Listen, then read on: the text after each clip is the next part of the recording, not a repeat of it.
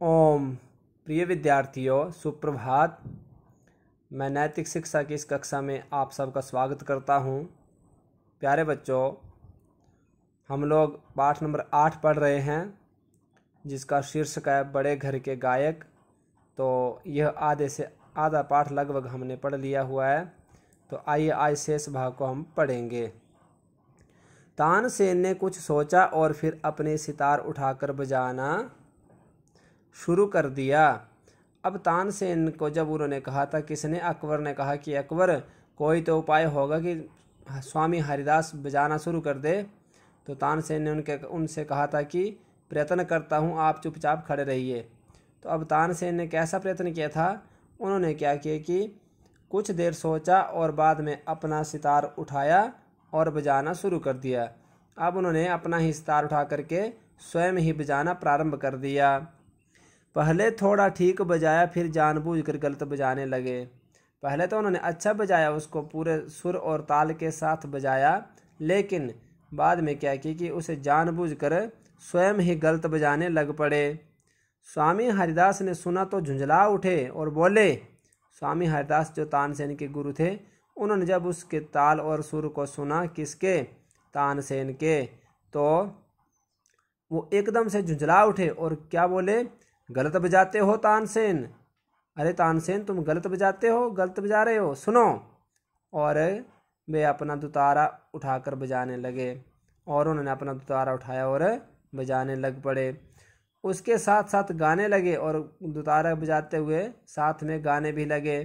सारा वन उस गायन से गूंज उठा और वो सारा जंगल जहाँ पर वो स्वामी हरिदास रहते थे, वो उनके गायन से, उनकी मीठी ध्वनि से गूंज रहा था। वृक्ष और पौधे झूम उठे और पेड़ पौधे मानो वहाँ पर झूमने शुरू हो गए थे। जंगल के हिरण स्वामी हरिदास के पास आकर खड़े हो गए और जंगल में जितने भी हिरण इत्यादि थे, वो सब स्वामी हरिदास के पास आकर के खड़े हो गए। पक्षी शांत हो गए और पक्षी चहचहाना बंद कर दिए, बिल्कुल शांत हो गए।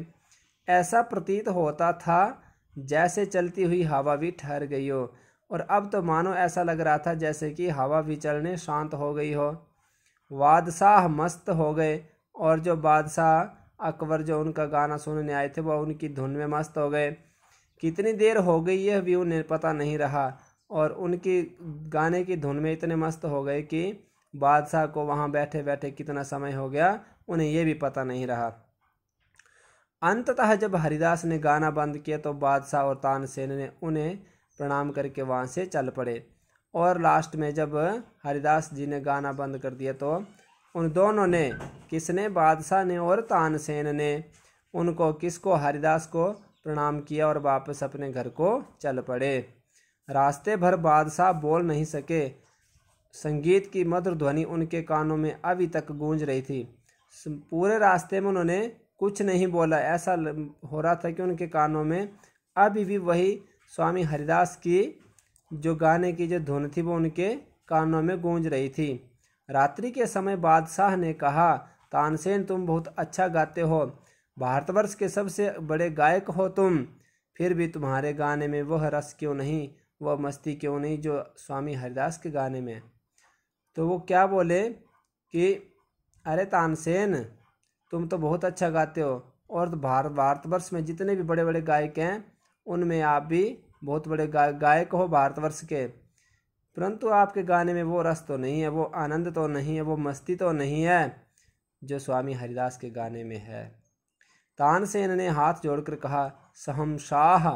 तानसेन ने हाथ जोड़कर बोला, अरे शहंशाह, मुझ में और स्वामी हरिदास में बहुत अंतर है।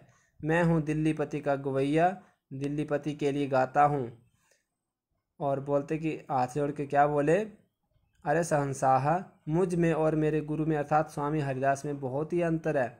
मैं तो दिल्लीपति का गवैया हूँ, अर्थात दिल्ली के जो स्वामी हैं मैं उनका गवैया हूँ, उनके लिए गाता हूँ, दिल्लीपति के लिए मैं गाता हूँ।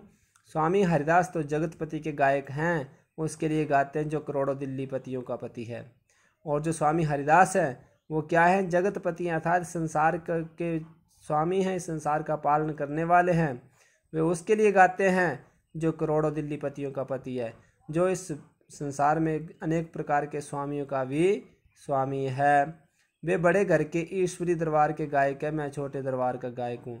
वे अर्थात स्वामी हरिदास जो है वो ईश्वर के दरबार के गायक है, उसके लिए गाते हैं, और मैं तो छोटे दरबार का गायक हूँ। अकबर ने सुना, सोचा, समझा और चुप हो गया। जब अकबर ने ये बातें सुनी फिर उसके ऊपर सोचने लगा और समझ करके चुप हो गया। धीरे से उसने अपने मन में कहा, जो भगवान के गुण गाता है वही वाणी में, उसकी वाणी में रस तो होगा ही। और धीरे से अपने मन में क्या उसने कहा कि जो परमात्मा का गुणगान करता है तो उसकी वाणी में रस तो अवश्य ही होगा। तो बच्चों, इस पाठ से हमें यह शिक्षा मिलती कि हमें भी परमात्मा के ऊपर विश्वास और परमात्मा का गुणगान करना चाहिए, उनकी प्रार्थना में गानी चाहिए और परमात्मा के दी हुई शरण में ही हमें रहना चाहिए। तो बच्चों, इस पाठ को आप पढ़ेंगे और समझेंगे। बाकी इसका अभ्यास कार्य हम कल करेंगे। इति ओम शम।